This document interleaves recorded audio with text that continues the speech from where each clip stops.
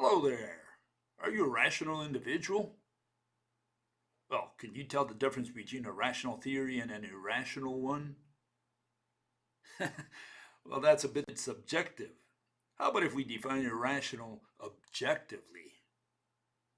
Well, let's begin with an analogy to see if that's true. You've probably heard of the tale of the emperor's new clothes, right? Turns out that a powerful emperor was hoodwinked by two swindlers he hired to make a robe for him. The phony tailors went through the motions of weaving invisible yarn and thread.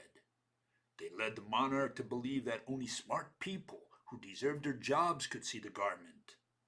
The sovereign sent each of his ministers, one by one, to see the making of his new clothes and to report to him on its beauty. Fearful that others might discover their incompetence, each of these officials praised a suit that wasn't there. Even the king himself marveled at the splendor of the inexistent robe when he saw it. The emperor ended up wearing the invisible clothes during a public ceremony and parading himself nude in front of the crowds.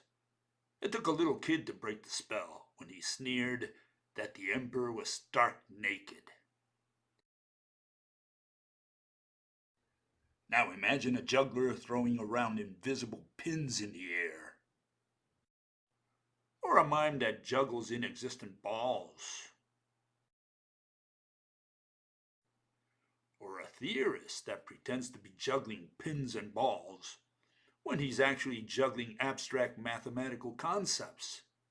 Like the tailors, the theorist is deceiving you. He winks and leads you to believe that he transfers energy, or that he moved a mass from A to B, or that he bends time. But all of these are concepts. How does he move these mathematical concepts around? It's just a bogus explanation, a repeat of the emperor's new clothes tale. So, an irrational theory is one where the theorist pretends to be handling objects when he is actually throwing mathematical concepts around in the air.